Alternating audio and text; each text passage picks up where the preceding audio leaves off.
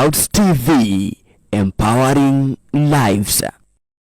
Sasa tunataka tuangalie, tuko kwenye Jezebel spirit. Our main topic ni gani? Blood suckers, wale wananyonyaka damu. So hii ni subtopic ya Jezebel spirit. Nataka tuangalie 3 or 4, tukifika Mungu akitujalia tuende 4 or 5 tutaenda, lakini nataka tuangalie 3 ama 4 main stages that the spirit of Jezebel used to infiltrate the church. Hallelujah. 7 main stages, the stages that the spirit of Jezebel used to infiltrate a church, a family, a business, whatever that happens. Wanatumiaga spirit gani? Na ni stage gani? Wanasaga, they plan. They have a very good plan. They are strategic planners. When it comes to attack, the spirit of Jezebel inakonga the best attacker, the best organized spirit ambayo ina plan before they attack. In a plan, they organize themselves. Tulisoma tukaelewa, they also do spiritual mapping. They do a research na wanaelewa when, how, and what to do. So they have stages. After they have wamepata the strategic plan, how will they attack kazi yako mpaka iaguke? How will they attack huduma mpaka iaguke? How will they attack marriage mpaka iaguke? How will they attack relationship mpaka iaguke? How will they plan, they sit down. Ndio naona familia yako wakati doa yako iliaguka, haikuaguka siku hiyo iliaguka. Doa yako iliaguka miaka 5 before. Iliaguka miaka 3 before, miaka 4 before. Kazi yako hiyo iliaguka, haikuaguka jana wakati ilifugwa kama 3 years ago. Lakini sasa strategically they have been pulling out. Wakingoa kikigi moja wanakaa na wewe, wanangoa kikigi kingine wanakaa na wewe, wanangoa kikigi kingine wanakaa na wewe. Whatever you are seeing at it happened last year ama this year, it did not happen this year. It happened like 5 years ago. It happened like 3 years ago. Whatever that is manifesting in the physical, it manifested first in the spirit. Therefore, that is why when ulianza kuporomoka, it was unstoppable. You would not be able to stop anything because already it had been operated in the spirit. Now it was just a physical, physical manifestation which came up. Whatever you see, kama venye unaona kanisa kama sasa watu wanainuka, unaona viongozi ndio hao wametoka ama watu wametoka fulani, kikundi fulani kimeondoka. Hakikuwa kimeondoka saa hiyo. Kiliondoka miaka 3 iliyopita. Kiliondoka miaka 2 iliyopita. Kiliondoka mwaka mzima iliyopita. Sasa hii inakuaga tu awaiting for that particular moment to strike. Bwana Yesu asifiwe sana. So hata kukufa kwako, haukukufa ate jeraka vitole ni alage kuire. Mwathani ni waheanaga na niwe wagira, ti kwagira agirire mundu ucio akuire tene. Bwana Yesu asifiwe sana. It is only they were waiting for that precious moment for that thing to happen. People die long time ago, but you die gradually. Unakufaka pole pole. The spirit in you, ile moto iko katika maisha yako inazimagwa pole, haizimagwi mara moja, inazimagwa pole. Stage number 1, what they do? Step number 1, wanafanyanga kitu inaitwa spiritual assessment. Sema spiritual assessment. They do spiritual assessment. They assess how vibrant the members of the church are. Wanakuja wana study. Wanajua how is the church vibrant. The vibration ya kanisa. Praise and worship team iko vibrated, ni how are they vibrant? Wanaenda kwa intercessors, wanaobaga namna gani? Wanaenda kwa ushers, wanaobaga namna gani? Yani they come and assess, wanafanya assess, wana discuss, wanaangalia each department of a church inafanyaka namna gani? Ni gani iko juu, ni gani iko chini? Wana access ni nani, ni wa mama wa gani, ni kikundi gani cha wamama kiko juu, ni kikundi gani cha wababa kiko juu, ni kikundi gani ya youth iko juu. Wanarudi hapo, wanajua mchungaji ako kiasi gani, yani adhia gati, na huyu mchungaji moto yake iko level gani. Hiyo ni tango spiritual accessing. They come and access each and every one of you. Who is your supporter? Ni nani ananiobeaga sana? Ni nani anasimamaga na apostle? Ni nani mama mugani anaobaga? Nani anaobaga kabisa? Ni youth mugani ana believe in the apostle? Ni elder mugani anasimamaga na apostle? Wanarudi wanaangalia kwenye media. Wanaangalia who is the media? Who is the main? Ni nani ndani ya media? Ni nani anashikilia media? Wanaenda secretariat, wanaangalia ni nani ameshikilia secretariat. Wanaenda kwa ushers, wanaangalia ni nani ameshikilia. The same thing happens at your work, at your marriage. They look at which son, ni mtoto gani kwenye hiyo familia mwenye ako juu, ako na akili zake zimesimama vizuri. Ni mama anakuwa champion ama ni baba anakuwa champion? Ni hawa watu ni watu wako na mama yao anawaobeaga, wako na baba yao anawaobeaga. They do the assessment, wanaangalia all quarters. Where do you drive? Where do you derive your power from? Where do you get your energy from? Where do you get your spiritual backing from? Ni nani anakupatiaga backing? Ni nani anakupatiaga hii? When, at what time? How do you do? Wakati uko chini, how do you operate? Unafungaga siku gapi? Unaobaga mara gapi? How many hours do you pray? How long can you pray? Unaweza kuomba masaa 5, unaweza kuomba dakika 10. How long can you pray? They have a data, a complete data. Wakipata hiyo data, sasa wanaenda wanakaa chini, wanajua where is the breaking point, wataigilia mlango gani, which is the easiest door. Sasa wana study, wanajua kama ndurawaruinge wataenda baka kwa muherega, warudi nyuma kwa mababa, warudi wakute ndurawaruinge guka yao alikuwa na mabibi 38. Wanajua this is a weakness. Bwana Yesu asifiwe sana. This is what happens to Judah. Wakati Juda aliprofesa hiyo na baba yake Jacobo, akaambiwa katika maisha yako you will produce the kings, and the scepter of the power of rulership, it will never depart from you. Sasa kule bikuni ni kwa shetani na kwa Mungu kukajulikana, this is a man that is carrying the mantle of the world. This is a man that is supposed to produce Jesus. This is a man that is supposed to produce David. This is a man that is supposed to produce Jesse. This is a man that is supposed to produce the next king is coming from this man. So wakajua from there, walienda backward. Jacobo si ndio baba yake? Jacobo alikuwa na mabibi gapi? 4. Nani? Rebecca, Rachel, Bilha na nani mwingine? Sasa akazaa watoto wangapi? 12.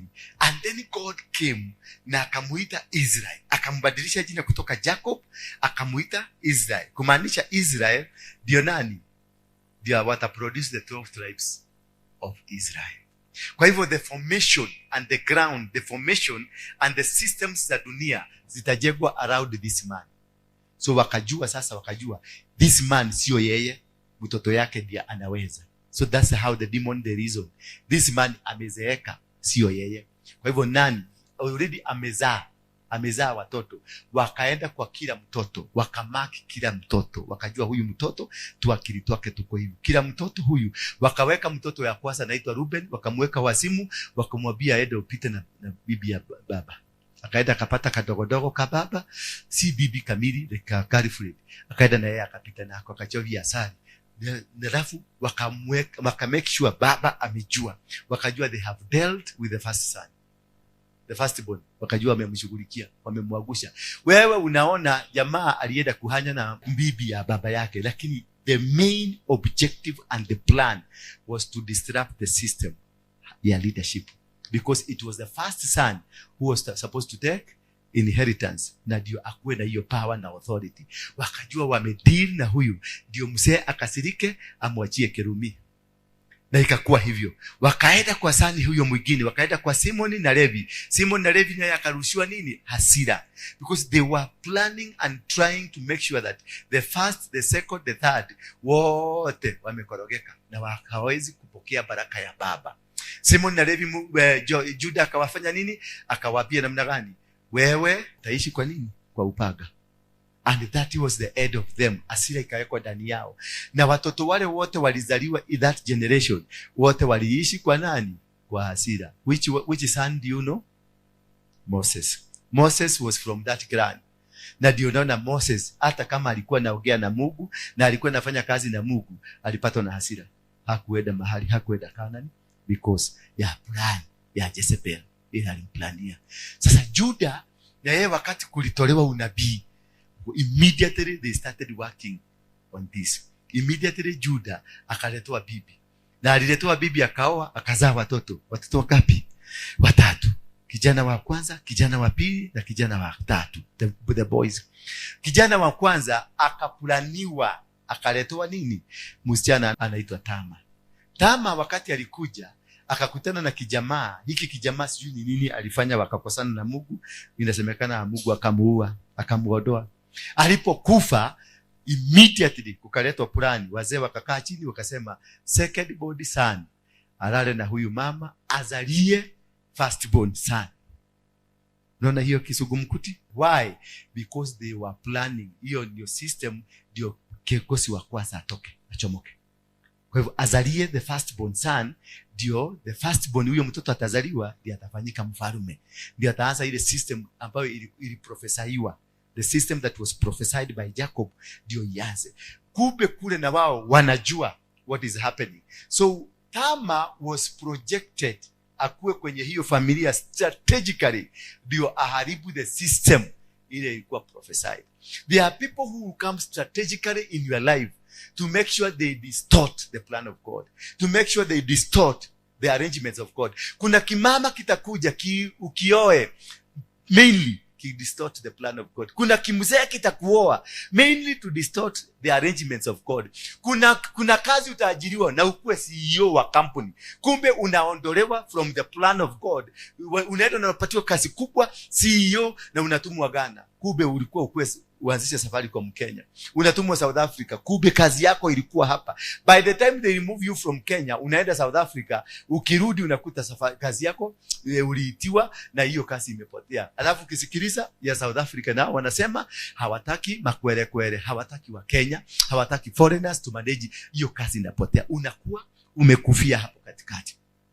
That is how they do assessment and they plan to know that how do we hit, how do we destroy this person? How do we bring this person down? How do we destroy his infrastructure? How do we destroy his marriage? How do we destroy his business? How do we destroy his future and his career? Bwana Yesu asifiwe sana. That is, they plan, they do assessment. They understand every need and gritty. Sasa immediately wakati huyu kijana aliambiwa lale wazae na huyu mama, hakuzaa, hakuweka ndani, alimwaga chini. Hiyo ndio inaitwa masturbation. So wakati jamaa alimwaga mbegu chini, Mungu alikasirika. Alipokasirika na akaua huyo kijana. Sasa ukasemekana kijana ya 3 hawezi kuproduce, maana hajafika miaka ya kuproduce. Sasa mama akaambiwa kaa hapa, detention, kaa hapa, but it is a strategic plan. It's a strategic plan. Mama akaambiwa akae, aogoje kijana huyu mwingine akomae ndio watoe mbegu. The spirit ambayo imekuwa ikimanipulate the first son and the second son, ambayo imeua the first and second son, ikaigia kwa mama bibi ya Juda, ikaua bibi ya Juda. Bibi ya Juda akakufa. Alipokufa, mzee mwenye hakuwaga na tamaa, kwa sababu Juda alikuwa mzee wa nyumba 10. Hakuwaka mzee wa matamaa. Wakati mama alikufa, akawekwa roho ya tamaa. Bwana Yesu asifiwe sana. Unaona ni nani the player hapa? The player is this woman ambaye amecheza na first son, amecheza na second son, ameingia sasa kwa mzee. Ameua bibi yake. Ile same spirit imeua bibi. Bibi alipokufa, mzee alianza kupatwa na joto. Joto isiyo ya kawaida. Unakuta tu akiona mtu unaona anafanya hivi. Mzee mzima badala Amon alienda kutafuta mtu ya kujipatia pole na yeye. The same woman akatolewa na the same spirit, akaenda akakaa kwenye makutano ya barabara. Na akaambiwa vaa buibui, maana alivaa buibui. Akaambiwa vaa buibui. Akaenda akakaa kwenye makutano ya barabara. Alipokaa kwenye makutano ya barabara, naye mzee akawekwa joto. Alipowekwa joto na the same spirit, hiyo spirit ikamwambia dokiumagara kiosalie mundu we kokorira kotego kwira ha dumere ugo charia mundu. Mzee akaanza, hiyo spirit ikamsukumusia, akaenda kutafuta mtu hajui kule anamtoa, maana huko kuzima hakukuwa na maraya, hakukuwa na jagiri, hakukuwa na hiyo maneno matendo baya. Mahali alienda kutokelezea strategically, so walikuwa wameplan. Habari alitokelezea, alipata kamama kamekaa, kamefunika uso. Maana hakujua ni yule mtoto wake. Akamwambia mama, niaje, sio ni sote. Mwili wako atimwega, nedrani idikwe hepole. Chini sote. Mama akamwambia, nitaweza kukusoti lakini utaokode haki. Na kumbuka ni mtoto yake, bibi ya watoto wake wawili. Ndio anamuuliza, utanilipa nini? Ndio bibi, tangu mwanzo ulisikia kuna mahali alikuwa kahaba? Unasikia kuna mahali alikuwa maraya? Lakini this woman was strategically planted in the family to make sure the prophetic word of the family will not be fulfilled. There are people that will be planted in you, in your ministry, to make sure the prophetic word of your ministry haitaenda. Kuna watu watakuwa prophetically, watakuwa positioned in the family to make sure in the family marriage yako haitakuwa. Utaenda uagukie kimutu kizuri na muanze kutembeaka naye, kutakuja kishetani hapa katikati to make sure hii relationship imekufa. Watapata na nitapata kasiana kazuri katanipenda. So kamsee kalipoenda, because they wanted to destroy, to distort the plan, the entire plan of God into this family of Judah. Kamama kakaenda kakamwambia, sasa si utaleta kitu kidogo. Akamwambia, mimi sina kitu lakini nitaenda, wewe nipatie mzigo, nikienda nitaleta kitu. Akamwambia, hapana, basi nipatie kitu kile kitasema utarudi. Patie kitu ndio nijue narudi. Akamuitisha pete na akamuitisha nini? For the spirit of Jezebel to win over you, they must dethrone you. Their plan is to dethrone. Pete ni maagano, is a covenant with God. Na covenant with the Father and God. Na mkwajo ni muthegi wa thamaki. Hiyo ndio alipatiwa. Hii ufalme haitatoka kwa mikono yako. Sasa mama, the spirit of Jezebel, what they normally do, it is to dethrone you. Wakutoe from the kingdom so that they will destroy you. Bwana Yesu asifiwe sana. The agenda, after doing the assessment, they knew where your power is. Then mama akamuitisha muthegi, akamuitisha pete, akamwambia tuingie kwa maigo ya, maana hawakuenda rojini. Maana huko hiyo kijiji mzima walipo huyu jamaa Abdullah huyu alikuwa rafiki ya huyu jamaa. Alipoenda baada ya kupeleka kabusi kwenda kupeletia huyo mama, waliuliza mama alikuwa hapa, ameenda wapi? Wazee wa huko walimwambia, hii kijiji haijawahi kukua na maraya. Kwa hivyo Juda na huyu mama hawakwenda wapi? Hawakwenda kwa rojini. Maana hakuna rojini huko. Maadhi to maigo ya ini. Na kudito maigo ya iniri, then this Jezebel spirit, your spirit, ilikuwa already isha organize mayai kwa tumbo ya mama na sperm kwa tumbo ya mzee. Ati lazima ikiingia, lazima isharikie. You can see the plan. Na immediately mzee akaachilia bego, ikaleta tutoto tuwili. Perez, I can make sure ametoa the seed. So you can see the timing. The timing yati huyo mama ameenda, na timing ya mayai, na timing ya mzee kupata ujoto. Na wakaenda, wakalala kwa tomaigoya. Probably sio kitu mrefu, ni kitu ya sekondi 5. Mzee akatoka. All that. Alafu inamkuja, hiyo mkwajo inakuja kuchomokea wapi? Kwenye kesi.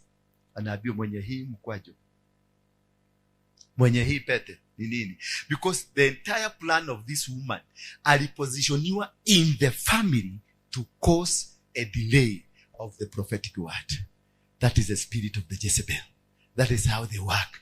You may be here, unafikiria mambo inaendelea vizuri, lakini mambo inaendelea vizuri. You may be working as a CEO in a company. You may be working as a manager in a company, but you are in the wrong place. They positioned you there to waste your time there. And when your time comes to realize, ushazeeka, they don't need you anymore. Where you are needed, where you could have yielded, mahali ungelete mazao. Sasa angalia, baba inilo, father inilo amelala na daughter inilo, ndio amelete ufalme. Lakini kwa sababu the father ndio yeye alikuwa na bego, still bego ilisharika na ikatokea upande yule mwingine. That is how they can only be able to do that, by doing assessment, by understanding the codes of the family, by understanding the systems of the family, by understanding every project of the family, by understanding the bloodline of the family, by understanding the prophetic word of the family, by understanding your background, your grandfather, your great-grandfather, they must have done the assessment so that when they strike, they know how to strike. And when they want to get it right, because kamama kalichomolewa kakaenda kwa barabara na baba akachomolewa, na and again kwa tubo mayai ilikuwa imetayarishwa both sides ya kujaminate immediately maigo ya ine haraka kwa sababu hiyo ni kitu ya haraka. Mtoto wawili wakakuja. Bwana Yesu ndio wakuwe na kitu kinaitwa spiritual mistake. All the plan of the system hiyo yote ilikuwa inaleta nini? Spiritual mistake. And when you have a spiritual mistake in your life, the spiritual mistake, the punishment of the spiritual mistake that happens in your life, it will take 10 generations, not 5 generations. For you to recover from a spiritual mistake, it will take 10 generations. Sasa ukienda uangalie kitabu ya Matthew chapter 1, the genealogy of Jesus Christ, utaona it took 10 good generations for Jesus to come from Judah. Matthew chapter number 1. Yes, the book of generation of Jesus Christ, the son of David, the son of Abraham. Abraham begot Isaac, and Isaac begot Jacob, and Jacob begot Judah and his brethren. And Judah begot Perez and Zerah. Hao ndio wale watoto wa maigo ya ine. Umewaona? Sasa nataka tuanze Judah sasa amezaa. Judah sasa amezaa mtoto wa kwanza. That is where now we are starting to count the generation that is going to produce a king. Bwana Yesu asifiwe sana. Sasa tuangalie. Judah begot Perez and Zerah of Tamar. Perez begot Hezron. Anza tuseme 1. Sema 1. Hezron begot Ram. Ram begot Aminadab. Aminadab begot Nahashon. Nahashon begot Salmon. Salmon begot Boaz. Boaz begot Obedi. Obedi begot Jesse. Jesse begot number 9. Mfalme amepatikana, yule aliambiwa atazaliwa amepatikana in the 10th generation because of a spiritual mistake. When you do these things, tunafanyanga hapa kidogo kidogo, tunafikiria ni kitu rahisi. It is a spiritual mistake that will cost you 10 years. 10, not 10 years, 10 good generation. And those days, a generation was 150 years. So how many years zilienda hapa? 1,500 years. So shida ambayo unapitia saizi, labda it is in you 1,000 years. It is in you 700 years. It is in you 800 years. Na unakuja hapa unasema niekelee mko. You need teachings first. Ndio uende uangalie. Ndio ufuatilie that genealogy. Ndio understand what really hinders you. Because unaetaka vizuri, unaanzaka safari mzuri, unaedaka vizuri, but at some time somewhere something happens. Something just crops on. Na ikicrop inakusimamisha, inaharibu mipango yote. Hello. Mwadhani ya gosho. Ukiri uguo. Spiritual assessment, they assess how vibrant members of the church are, vibrant members of the family, vibrant members of the community. And also number 2, they assess the fire in you, the fire in the church, the fire in the family, the fire in the business. Lazima wajue hii family inakuwa na moto gani. Ugalie sasa hapa walizima moto ya firstborn son, because the firstborn son yako na moto ya familia, wakazima. Kale kabiri kalikuja na kiherehere yake atikanataka kulala, ndio kaleta mtoto kakawekelewa jiwe ya mwisho. Mzee na yeye kwa sababu mzee ndiye alikuwa na fire ya hiyo family, ndiye alikuwa na prophetic word, akakamatiwa maigo ya ine, akamaliziwa huko. Wakati alienda kufanya kesi kuuliza wewe umetoa miba wapi, mama alimwambia ngoja kidogo nikibie kwa nyumba na kuja. Mama akakibia akaleta mkwaju na ile bete, akaambia wazee fugweni hiyo kitu. Wazee wakafugua, wakamwambia, akaambia Juda, na Juda ndiye alikuwa chairman wa mkutano, chairman wa judgment, na walikuwa wamesema mwenye amefanya hii na huyu mama wote wachijwe. Sasa wakiwa mzee akiwa pale kama chairman, Juda akaambia mzee fugua hiyo kitu, wewe ndio chairman wetu, fugua. Mzee alipofugua tu akaona ni ile fibo yake. Mama akamwambia mwenye hiyo fibo ndio mwenye hii. Unaona sasa intentional destruction ya kutaka kuharibu the system na mugambo wa Ngai na the plan of God. That is how you are removed from the plan of God, by the spirit of Jezebel.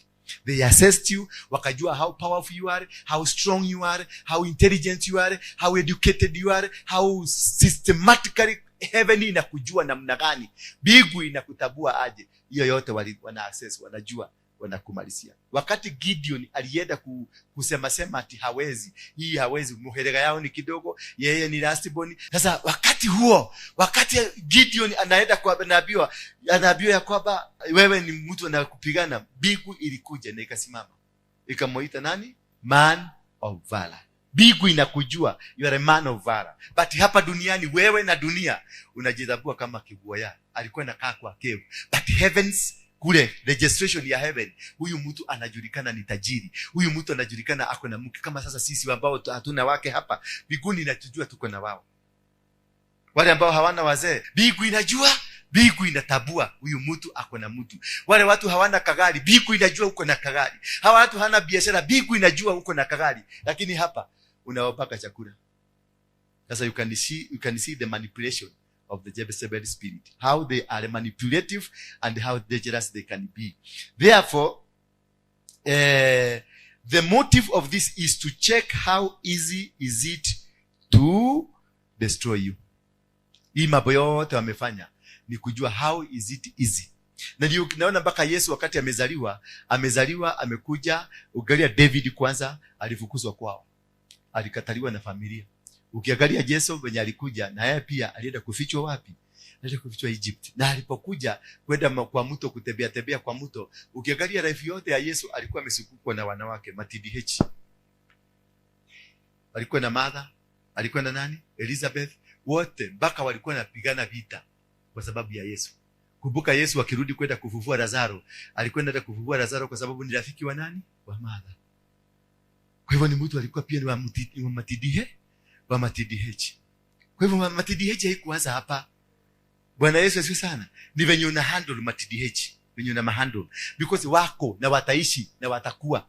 Hata niondoke watakuwa, wataendelea. Kwa hivyo wewe vumilia tu, tuendelee. Yesu alivumilia. Baka huyu tdh moja alikuja akafukuza wengine wote, akabaki na yeye. Huyu mama wa mto, huyu maraya. Huyu Yesu alimwambia unaninyima maji, koroa amenya, niliguete maema moyo. Na wakatoka hapo, kutoka siku hiyo hawakuachana. Huyu mama mpaka kaenda akauza vitu zake zote, akanunua mafuta expensive, maana alitabua ile kitu iko ndani ya huyu mtu. Na kaenda akaanza kusema nitakufanya massage. Akaanza kumfanya massage na nywele. Stage number 2.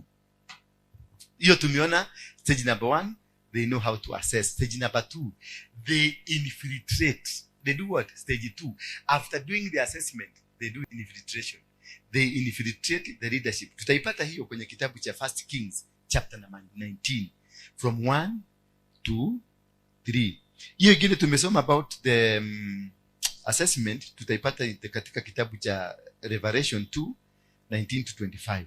Sasa tuingie 1 King chapter 19 1 to 3. If you want to scatter the sheep, scatter the shepherd. Bwana Yesu asifiwe sana. So they will come and infiltrate the leadership. Ile kitu watafanya study hapa kwanza ni kujua who is the leader. Ni nani kiongozi wa secretariat, ni nani kiongozi wa press team, ni nani.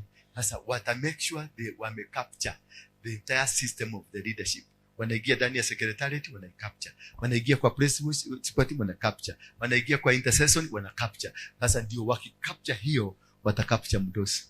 Wakicapture mdosi, wameigoka kichwa, the sheep will be scattered. They will infiltrate your husband, they will infiltrate your wife, they will infiltrate the business you are doing, they will infiltrate the ministry we are in, every place you are. Wakiingia ndani, sasa wanaanza kuipanua so that to scatter the sheep.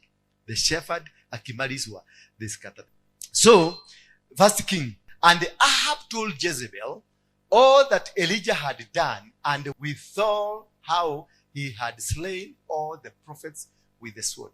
How Jezebel alikuwa amechija ma prophets. Verse 2.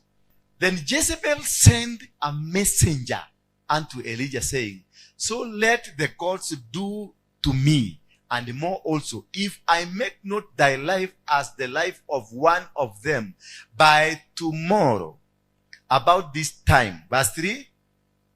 And when he saw that, he arose and went for his life, and came to Beersheba, which belongeth to Judah, and left his servant there. Belongeth to who? Kubuka kule. The spirit, Judah. Imekuja tena hapa Judah. Which belongeth to Judah. The same spirit, it keeps following you. It keeps manifesting wherever you go. At a particular stage. Hii spirit ya Jezebel inakujaga at a particular stage when you are about to get into your destiny. Haikujagi ofyo ofyo. Haikujagi when you are not there. Until you are about to get into your destiny. Ndio ina manifest. Na inakugoga. Verse 4 please. But he himself went a day journey into the wilderness, and came and sat down under juniper tree, and he requested for himself that he might die, and said, It is enough now, O Jehovah, take away my life, for I am not better than my fathers. Umeona sasa, imekosa mpaka Elijah amesadeta life yake because of huyu spirit ya Jezebel. They infiltrate. Once they infiltrate, wanakusuguka, wanakuchokora, wanakusugua until you surrender either to the devil. Akalia huyu alikuwa anasema afadhali nikufe. It is too much. This is unbearable. Let me get out of this life. But God still akamwambia wetire kodoradi. Hallelujah. Wetire kodoradi. Hallelujah. So if you want to scatter the sheep, scatter the shepherd. They will always want to find out the strength, what they normally look at. Wanaangaliaga vitu mingi sana. Kama sasa ni mchungaji kama mimi, wanaangalia mambo ya marriage. Ndio wascatter that leader, they get into the marriage first. Do you have a wife? And how strong is your wife? Is your wife an intercessor? They have to know that how best can you be, or how can they be able to destroy you? Do you have any backup? So they look into the marriage. Number 2, they get deeper to know your spiritual life. They get deeper to understand the spiritual life. Wanaingia katika hapa kuangalia the spiritual life of this ministry, the spiritual firepower. How strong are we? How powerful are we? How creative are we? How do we hold our hands together? How do we pray? How do you handle our prayers? Are we persistent? Are you targeted? Do you do targeted prayers? Do you do persistent prayers? What kind of prayers do you do? They have to come and analyze. Once they infiltrate the leader, wanaanza kutafuta who is the backup. Ni intercessors wakapi wanambackup, ni mama wakapi wanambackup, ni wazee wakapi wanambackup, na how strong, how frequent are they, how much wanaobaka namna gani. Kama ni kufika kwa sacrifices, wanatoaka sacrifices namna gani. Kama ni kutoa offering, is the church itself strong? Do they give their tithes? Do they give their offering? Do they support the kazi ya Mungu? Are you here because you just come here to be seen, or you are here to support the work of God? How unakuwaga wakorogaji ni wagapi? Maana pia wakorogaji ni very important. Wanajuaga wakorogaji ni wagapi ndio watumike in that work yao. Wanajua mkorogaji ni moja ni nani, wanajua mkoroga mwingine ni nani, mkoroga mwingine ni nani, mkoroga mwingine ni gani. Sasa how do watatumika kukuleta mkorogo hiyo ikiingia inaingia kama kile kilori kia simiti kinataka kikisukuka. Unakuta ministry inasukuka inakorogwa pole pole. Wakati itakuja kumwagwa mkorogo, daraja inajengeka na maisha inaendelea hivyo. Bwana Yesu asifiwe sana. Now, number 3, they look at the charismatic moves of the leader. How is he charismatic? How is he able to organize? How is he able to strategize? Tukimgoga hivi anafanyaga namna gani? Tukimgoga hivi anafanyaga namna gani? Ndio unaonaga mimi wakinigogea hapa mtanikuta padi hii nimepaga kitu kingine. Mnauliza hii kitu ilipagwa saa ngapi? Because I have the charismatic move to make things work. Ukigoga padi hii utanigogea hapa, utanikuta kwa ile mlango mwingine niko na kitu kingine ninafanya, mnashaka mnashindwa. Akuri adile ko apa gilele, because I have that discerning power to know they have planned and now I want to move out. And this is how men in our families, like husband in our families, that is how they can be used by the Jezebel. And because you don't have the power to be able to discern, munaanza kazi, munagogwa, you are not able to discern. Mulisa watoto, muko na watoto, but watoto walichukuliwa kitambo. You are not able to discern, mtoto amechukuliwa. Sasa unakuwa na mtoto alienda kitabo, anakaaga ya Australia, body ndio unaonaga hapa.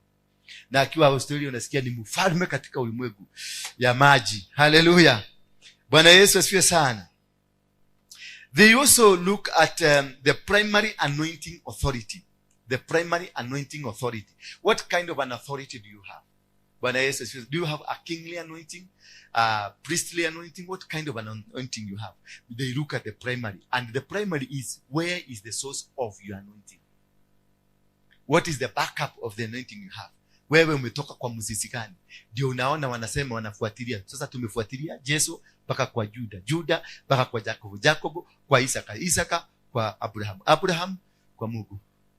They look at that your strategy, the firepower in the family.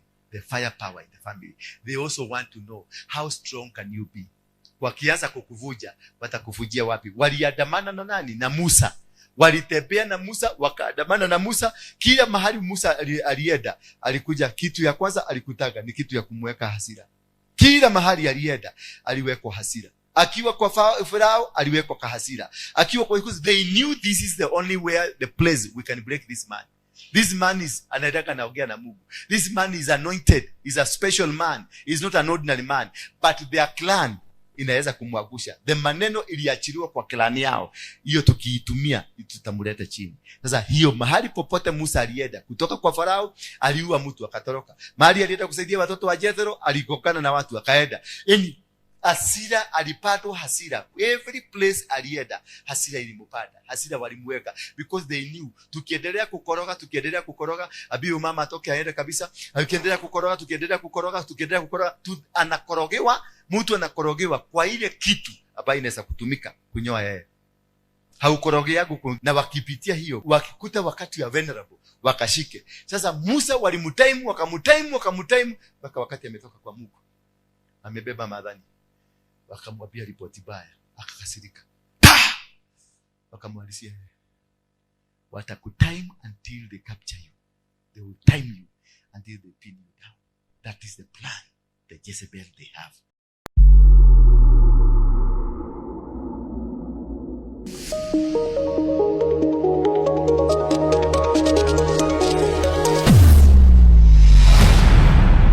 Bethel Clouds TV, empowering lives.